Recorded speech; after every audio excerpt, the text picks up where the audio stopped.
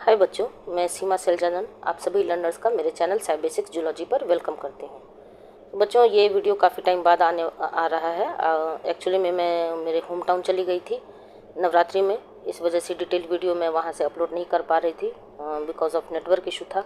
हालांकि शॉर्ट्स मैंने एक मिनट का 2-3 डाला है, बट डिटेल वीडियो काफ़ी टाइम बाद आ रहा है। तो आज इस वीडियो में हम किस बारे में बात करने वाले हैं, तो आज हम इस वीडियो में पोरिफेरा के different cell types and cellular organisation के बारे में बात करने वाले हैं। प्रोटोजोआ ऑलरेडी मैंने बहुत ही अच्छे से डिटेल में सारा कुछ जो भी पढ़ना था, लोकोमोशन, न्यूट्रिशन, ऑस्मोरेगुलेशन, रिप्रोडक्शन, अच्छे से एक्सप्लेन कर दिया है ऑलरेडी।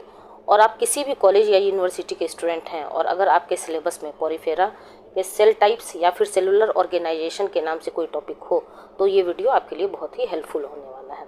अगर आप यूपीएससी या फिर किसी भी स्टेट लेवल एग्जामिनेशन का प्रिपरेशन कर रहे हो सब्जेक्टिव एग्जामिनेशन के लिए, तो उसके लिए भी अगर ये टॉपिक आपके सिलेबस में है तो बहुत ही हेल्पफुल होने वाला है। ठीक है, तो बच्चों मैं बता देना चाहती हूँ कि चाहे आप CSJMU के स्टूडेंट हों या फिर महात्मा गांधी काशी विद्यापीठ के या फिर बरेली के, जहाँ के भी स्टूडेंट हों, तो 2 पेपर आपका अब पैरेलल में चलेगा।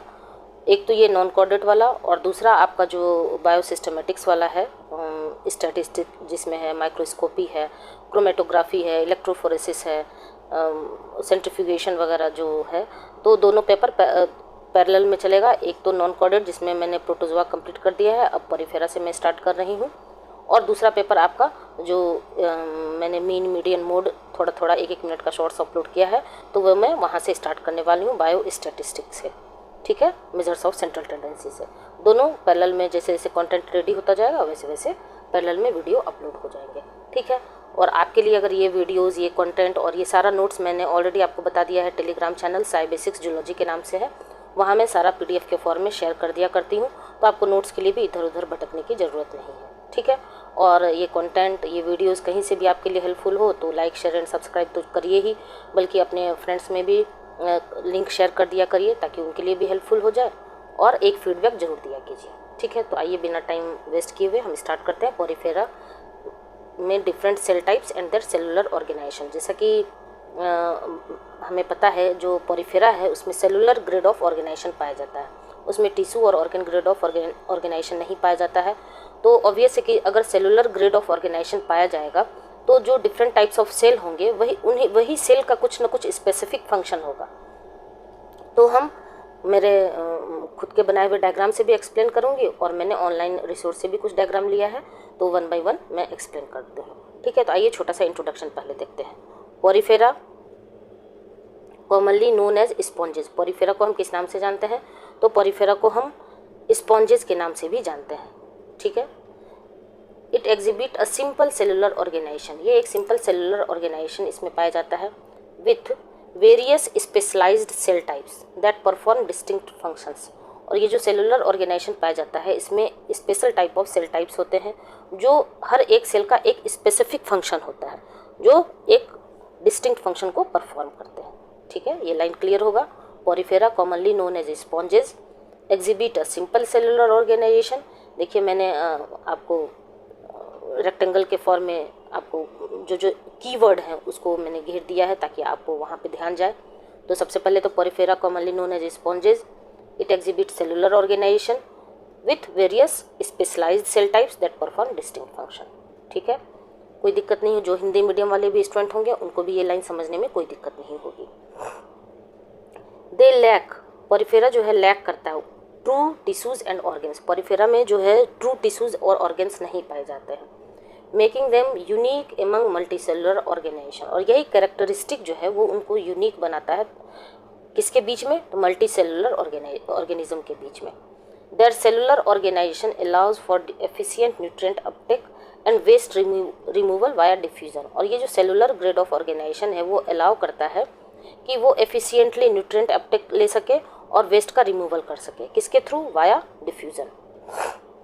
अगर आप रेगुलर बेसिस पे मेरे वीडियो सुन रहे होंगे तो डिफ्यूजन को मैंने ऑलरेडी पहले भी एक्सप्लेन किया है कि हाई कंसंट्रेशन से लो कंसंट्रेशन की तरफ जो सॉल्यूट का मूवमेंट होता है उसे क्या कहते हैं, डिफ्यूजन कहते हैं। और ऑस्मोसिस किसे कहते हैं, तो अगर हाई कंसंट्रेशन से लो कंसंट्रेशन की तरफ मूवमेंट हो रहा है किसी सॉल्यूट सब्सटेंसेस का, बट वो सेमी परमिएबल मेम्ब्रेन को क्रॉस करना होगा। डिफ्यूजन का एग्जांपल आप परफ्यूम का ले सकते हैं। अगरबत्ती का आप जलाते हैं और पूरे घर में उसकी खुशबू आती है, तो वो एक डिफ्यूज़न का एग्जांपल हो गया। या फिर आप परफ्यूम इस रूम में स्प्रे करते हैं और दूसरे कमरे तक उसका स्मेल जाता है, तो वो हो गया डिफ्यूज़न का एग्जांपल।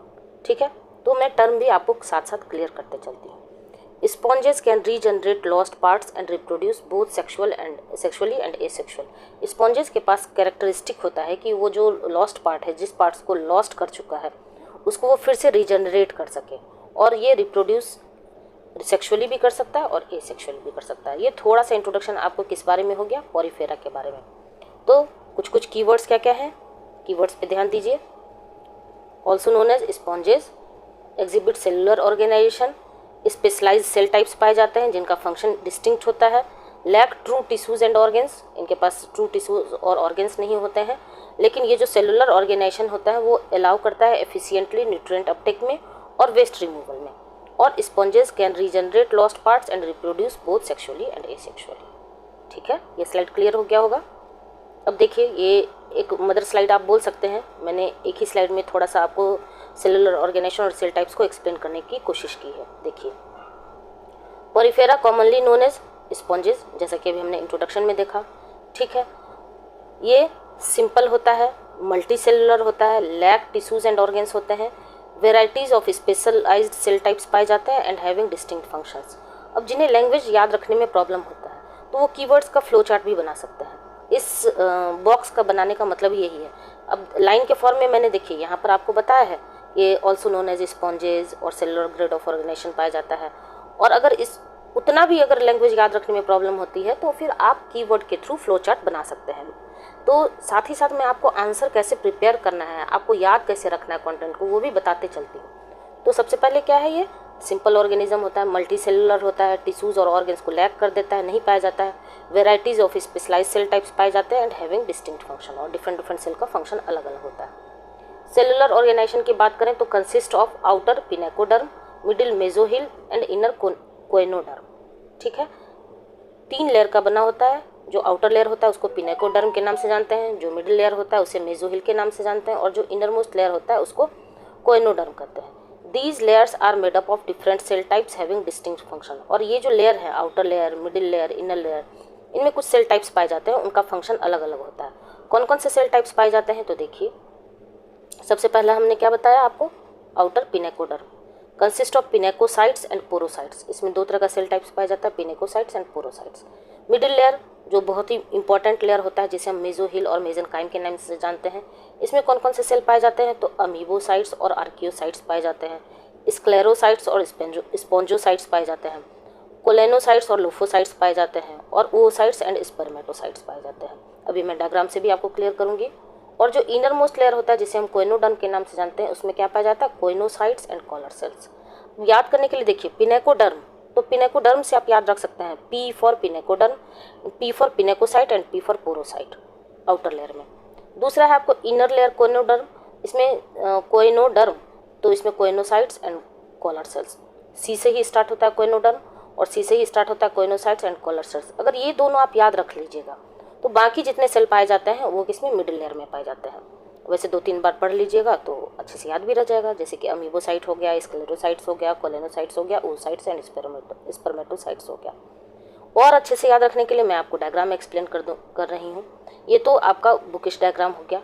इस डायग्राम पे आने से पहले मैं आपको खुद से बनाया हुआ डायग्राम एक्सप्लेन करती हूँ। ठीक है, यहाँ देखिए, ये क्या है, डायग्राम किसका है, सेलुलर ऑर्गेनाइजेशन और सेल टाइप्स, किसका, पॉरीफेरा का। तो यहाँ देखिए, मैंने डिवाइड कर दिया है। ये जो आउटर लेयर है, यहाँ से लेके यहाँ तक, ये है आपका पिनेकोडर्म, अभी मैंने आपको बताया। उसके बाद बीच में यहाँ से लेके यहाँ तक क्या है, आपका मेसेनकाइम और मिडिल लेयर, और उसके बाद नीचे वाला पोर्शन कोएनोडर्म। ये तो तीनों लेयर हो गया। और इसी लेयर में देखिए, आपको इसी लेयर में आपको क्या पाया जाता है, इसी लेयर में आपको आउटर लेयर में पिनेकोसाइट्स एंड पोरोसाइट्स पाया जाता है। और नीचे वाला लेयर देखिए, ये है आपका कोइनोसाइट्स, और ये है आपका कॉलर सेल्स, और ये है फ्लैजिलम। फ्लैजिलम क्यों हम बोल रहे हैं, क्योंकि एक एक फ्लैजिलम निकला हुआ है। ठीक है, इसलिए फ्लैजिलम कहेंगे सिंगुलर फॉर्म में, अगर प्लूरल होगा तो फ्लैजिला कह देंगे। और मिडिल लेयर में देखिए, ये गोल वाला जो स्ट्रक्चर है, ये है आपका oocytes। ये जो कोन लाइक स्ट्रक्चर है, ये हो गया आपका स्क्लेरोसाइट्स। ये जो स्क्वायर बनाया हुआ है, ये है लोफोसाइट्स। ये है आपका अमीबोसाइट्स और आर्कियोसाइट्स। ठीक है, समझ में आ गया होगा। आउटर लेयर में क्या पाया जा रहा है, आउटर लेयर कहाँ से कहाँ तक है, तो यहाँ देखिए ये वाला पोर्शन जो है आपका आउटर लेयर है, इसमें आपका पिनेकोसाइट्स और पोरोसाइट्स पाया जा रहा है, दिख रहा है आपको। उसके बाद आ जाइए इनर लेयर में क्या क्या पाया जा रहा है, तो इनर लेयर में आपको कोइनोसाइट्स, कॉलर सेल्स और फ्लैजिलम पाया जा रहा है। बीच में बच गया आपको oocytes, स्क्लेरोसाइट्स, लोफोसाइट्स, अमीबोसाइट्स। बहुत ही सिंपलेस्ट डायग्राम है बच्चों, आप अच्छे से अगर एक बार ध्यान से सुनिएगा और अपने हैंड रिटन प्रैक्टिस करिएगा तो अच्छे से ये डायग्राम आपके ब्रेन में सेट हो जाएगा, ठीक है। अब आइए, ये तो मैंने आपको अपने एंड से समझाने की कोशिश की है, ये है आपका माइक्रोस्कोपिक व्यू ऑफ पॉरीफेरल सेल्स। तो जब वो डायग्राम आपने समझ लिया तब ये डायग्राम आपको अच्छे से समझ में आएगा। इसमें मैंने आपको हॉरिजॉन्टली समझाया, इसमें आपको वर्टिकली समझाया। तो ये जो है यहाँ से लेके यहाँ तक, ये है आपका आउटर लेयर, ये है मिडिल लेयर बीच वाला, और ये है इनर लेयर, ठीक है। बट हॉरिजॉन्टली अगर आप समझिएगा तो ज़्यादा अच्छे से समझ में आएगा। तो इसमें देखिए ये क्या है, स्पिक्यूल वाला पोर्शन, आर्कियोसाइट्स, स्क्लेरोसाइट्स, ये सब कहाँ पाया जा रहा है, मेसेनकाइम में। उसके बाद देखिए ये वाला पोर्शन पिनेकोसाइट्स आपको कहाँ पाया जा रहा है, आउटर लेयर में। उसके बाद कोइनोसाइट्स आपको इनर लेयर में समझाया जा रहा है, बीच में आपका पोरोसाइट्स निकला हुआ है, और ये है फ्लैजिलम। तो मैंने आपको आउटर, इनर और मिडिल लेयर को अच्छे से डिफ्रेंशिएट करके समझाया है। इसमें देख रहे हैं यहाँ पर क्या लिखा हुआ है, आपको यहाँ लिखा हुआ है एक्सटीरियर टू इंटीरियर। तो एक्सटीरियर से इंटीरियर की ओर दिया हुआ है, मीन्स ये आउटर लेयर है और ये इनर लेयर है, बाकी सारी चीज़ें उतना ही पाया जा रहा है। तो ये भी डायग्राम मैंने एक्सप्लेन कर दिया। अब थोड़ा थोड़ा तीनों लेयर के बारे में समझते हैं। पिनेकोडर्म सबसे आउटर मोस्ट लेयर में कौन कौन से सेल टाइप्स पाए जाते हैं, उनका फंक्शन क्या है। तो पिनेकोडर्म आपका आउटर मोस्ट सेलुलर लेयर होता है, किसमें पाया जाता है, फाइलम पॉरीफेरा में। It composed of pinacocytes and porocytes. याद रखने के लिए P for pinacoderm, P for pinacocytes and P for porocytes. तो पिनेकोसाइट्स क्या होता है, फ्लैजिलेटेड एपिथेलियल सेल्स होते हैं, serves as protective layer. Obviously कि एपिथेलियल सेल्स का बना होता है तो उसका काम ही प्रोटेक्शन का होता है। Similar to epidermis in other animal, जैसे कि हमारे बॉडी में आउटर लेयर एपिडर्मिस कहलाता है ना, तो जस्ट लाइक जो फंक्शन एपिडर्मिस का होता है वही इस पिनेकोसाइट्स का भी होता है, ठीक है। दूसरे एनिमल में एपिडर्मिस के नाम से जाना जाता है और इसमें पॉरीफेरा में पिनेकोसाइट्स के नाम से जाना जाता है। उसके बाद दूसरा लेयर है पोरोसाइट्स। दूसरा cell type porocytes. These are specialized tubular cells within pinacoderm. देखिए यहाँ मैं आपको फिर से दिखाती हूँ, पिनेकोडर्म के बीच में ये वाला जो ट्यूब लाइक स्ट्रक्चर है, ये उसको क्या कहते हैं, पोरोसाइट्स। यहाँ देखिए, यहाँ ये वाला पोर्शन पोरोसाइट्स दिया हुआ है ना, लेकिन ये आया है कहाँ से, आउटर लेयर से बीच में। तो मैंने हॉरिजॉन्टली समझाया है, वो डायग्राम आपका वर्टिकली दिया। तो समझ में आ गया पिनेकोसाइट्स और पोरोसाइट्स। तो पोरोसाइट्स में कहाँ पाया जाता है, तो विद इन पिनेकोडर्म में पाया जाता है। और यही पिनेकोसाइट आपका क्या करता है, दैट फॉर्म ऑस्टिया और pores through which water इंटर्स the sponges body. जब आप कैनाल सिस्टम पढ़िएगा तो उसमें ये टर्म आएगा ऑस्टिया और पोर्स। तो ये जो ऑस्टिया का फॉर्मेशन होता है वो इसी पोरोसाइट से होता है, दैट फॉर्म ऑस्टिया और पोर्स थ्रू विच वाटर, जहाँ से वाटर इंटर करता है किसमें, स्पॉन्जेस बॉडी में, ठीक है। ये आपका आउटर लेयर पिनेकोडर्म समझ में आ गया होगा। उसके बाद pinacoderm facilitate sponges filter feeding mechanism. नाम से ही क्लियर है, आप टर्म को तोड़िए। फिल्टर मीन्स किसी चीज़ को फिल्टर कर रहा है, मीन्स जो फूड पार्टिकल है तो हर एक फूड पार्टिकल को इंटेक नहीं कर रहा है, फीड नहीं कर रहा है, उसको पहले फिल्टर करता है तब फीड करता है। इस वजह से क्या बोला जाता है, फिल्टर फीडिंग मैकेनिज्म। तो ये पिनेकोडर्म फैसिलिटेट करता है स्पॉन्जेस के फिल्टर फीडिंग मैकेनिज्म को, ठीक है। उसके बाद आ जाइए, पहले मैंने कोइनोडर्म ही समझाया है ताकि आउटर लेयर और इनर लेयर अच्छे से क्लियर हो जाए। तो मैंने अपना डायग्राम तो आपको दिखाया। यहाँ देखिए कोइनोसाइट्स है, ये है कॉलर सेल्स और ये है फ्लैजिलम। यहाँ से लेके यहाँ तक आपको choanoderm. Inner most layer of poriferans होता है, specialise cellular layers in sponges पाया जाता है, कंपोज्ड ऑफ कोइनोसाइट्स और फ्लैजिलेटेड कॉलर सेल्स। ये जो कॉलर सेल्स है यही फ्लैजिलेटेड होता है, आप देख रहे हैं फ्लैजिलम यहीं से निकला है। This layer is crucial for sponges bodies, facilitating water flow for feeding, respiration and waste removal. और ये इसमें जो सेल टाइप्स पाए जाते हैं और ये जो लेयर है वो क्यों क्रूशियल है, क्यों इंपॉर्टेंट है, तो ये फीडिंग मैकेनिज्म में हेल्प करता है, रेस्पिरेशन में और वेस्ट रिमूवल में। देखते हैं बच्चों कितना सिंपलेस्ट लैंग्वेज मैंने यूज़ किया है। उसके बाद आप आ जाइए मिडिल लेयर, जिसे हम मेसोहिल के नाम से भी जानते हैं और मेसेनकाइम के नाम से भी जानते हैं। मेनली 3-4 टाइप के जो इंपॉर्टेंट सेल टाइप्स पाए जाते हैं वो इसी लेयर में पाए जाते हैं, ठीक है। तो ये डायग्राम मैंने फिर से एक्सप्लेन किया है। यहाँ देखिए ये आउटर लेयर आपका पिनेकोसाइट्स है और ये इनर वाला कोइनोसाइट्स है। बीच में आपको क्या पाया जा रहा है, लोफोसाइट्स, ये गोल वाला oocytes, ये कोन लाइक स्ट्रक्चर स्क्लेरोसाइट्स, और इस लेयर बीच वाले लेयर को क्या कहते हैं, मेसेनकाइम और मेसोहिल। तो ये कैसा होता है, ये एक जिलेटिनस मैट्रिक्स का बना होता है, ठीक है। लोकेटेड बिटवीन आउटर, सॉरी ओ यहाँ छूट गया, आप लगा लीजिएगा, पेन टाइप से जब लिखने में वो इरेज हो गया।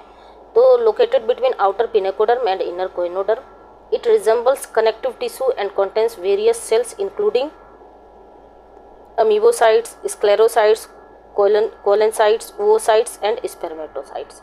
तो oocytes और स्पर्मेटोसाइट्स तो आप रख सकते हैं कि कहीं ना कहीं oocytes और स्पर्मेटोसाइट्स आपका रिप्रोडक्शन में हेल्प करता है। स्क्लेरोसाइट्स, ये जो कोन वाला स्ट्रक्चर है, ये वाला कोन वाला स्ट्रक्चर स्क्लेरोसाइट्स हो गया। अमीबोसाइट, ये पिंक कलर का मैंने बनाया है अलग से, वो हो गया आपका अमीबोसाइट्स। तो इस तरह से, और कोलेनोसाइट्स कौन सा, यहाँ देखिए लोफोसाइट्स, ये वाला स्क्वायर वाला स्ट्रक्चर को कहते हैं। तो यहाँ से आपका क्लियर हो गया होगा स्ट्रक्चर। द मेसोहिल, अब इसका क्या फंक्शन है, तो the mesohyl plays a crucial role in cell adhesion and signalling, और इस लेयर का रोल होता है किसमें, सेल एडेजन में, सेल जो एडहेयर करता है, सिग्नलिंग परफॉर्म करता है, उसमें इसका हेल्प होता है, ठीक है। तो तीनों लेयर मैंने अच्छे से एक्सप्लेन कर दिया। ये एक और डायग्राम आप देख लीजिए, वही मैंने हॉरिजेंटली आपको अच्छे से एक्सप्लेन करने की कोशिश की है, इसमें वर्टिकली दिया हुआ है। तो यहाँ देखिए, ये आउटर लेयर क्या है, pinacocytes forms the outer covering of the sponge, ये आउटर कवरिंग बनाता है क्योंकि एपिथेलियल सेल्स का बना होता है। में फैगोसाइटाइज लार्ज फूड पार्टिकल्स, फैगोसाइटोसिस में हेल्प करता है क्योंकि ये लार्ज फूड पार्टिकल्स को इनटेक करता है, ठीक है। ये है आपका oocytes, जिसे अभी मैंने आपको बताया एग सेल। ये हो गया आपका पोरोसाइट्स, बीच में बताया था ना, ट्यूबुलर लाइक स्ट्रक्चर, ये क्या करता है, controls water flow through ostia. ये डायग्राम और फंक्शन साथ ही साथ बता रहा है। ये अमीबोसाइट जो मेसोहिल में पाया जाता है, delivers nutrients to cells and differentiates into other cell types. उसके बाद ये कोन लाइक स्ट्रक्चर मैंने आपको बताया था। स्क्लेरोसाइट्स, ये क्या करता है, सेक्रीट्स सिलिका एंड स्पिक्यूल्स। उसके बाद coenocytes generates water current and filters food particles from water. तो ये डायग्राम और ये फंक्शन भी आपको ऐसे नहीं समझ में आता जब तक मैं आपको एक डिस्टिंक्ट फॉर्म में नहीं समझाती, ठीक है। अब देखिए, ये चाहे तो आप अपने एंड से बना सकते हैं। तो सेलुलर ऑर्गेनाइजेशन और सेल टाइप्स की बात होगी तो 3 लेयर का होता है, पहला पिनेकोडर्म, दूसरा इनर लेयर कोइनोडर्म और तीसरा मेसेनकाइम। तो outer layer pinacocytes and porocytes, inner layer में choanocytes collar cells, C for choanoderm और C for choanocytes and collar cells, और pinacoderm P for pinacoderm, P for pinacocytes and porocytes. ये दोनों layer और ये दोनों सेल टाइप्स अगर आप याद रहेंगे तो मेसेनकाइम याद रखने में कोई दिक्कत नहीं होगी। इसमें क्या पाया जाता है, अमीबोसाइट्स और आर्कियोसाइट्स कहते हैं, स्क्लेरोसाइट्स और कोलेनोसाइट्स और लोफोसाइट्स। तो बच्चों, जितना सिंपलेस्ट मैं आपके लिए बना सकती हूँ कंटेंट को, मेरी कोशिश रहती है कि हर एक बच्चा जिसकी इंग्लिश वीक है या फिर जो पढ़ने में थोड़ा कमज़ोर भी है, तो आप जूलॉजी के स्टूडेंट हैं, आप साइंस के स्टूडेंट हैं, आर्ट्स के स्टूडेंट हैं नहीं हैं, तो स्मार्ट वे में अपने आंसर को एक्सप्लेन करिए with the help of diagram, with the help of flow chart, with the help of keywords. कैसे आंसर लिखना चाहिए, अगर क्वेश्चन की बात करें तो ये क्वेश्चन हो सकता है कि आपका शॉर्ट आंसर टाइप में ज़्यादा चांसेस हैं कि आने के, बट हो सकता है कि अगर आप सेमेस्टर एग्जामिनेशन दे रहे हैं तो लॉन्ग आंसर टाइप में भी आ जाए। तो मैंने दोनों तरह से आपको एक्सप्लेन कर दिया है, जैसा भी क्वेश्चन आएगा उस हिसाब से आप एक्सप्लेन कर दीजिएगा, ठीक है। तो मैं उम्मीद करती हूँ कि आपको अच्छे से ये कंटेंट समझ में आ गया होगा, ये टॉपिक समझ में आ गया होगा। अब नेक्स्ट टॉपिक हमारा होगा पेरिफेरल के स्केलेटन के बारे में, ठीक है। तो बच्चों, इस तरह से अगर आपको मेरा ये एक्सप्लेनेशन कंटेंट पसंद आता हो तो लाइक शेयर एंड सब्सक्राइब जरूर करिएगा, और कुछ भी फीडबैक देना हो तो कमेंट सेक्शन में जरूर बताइएगा, ठीक है। मिलते हैं नेक्स्ट वीडियो में, तब तक के लिए थैंक यू।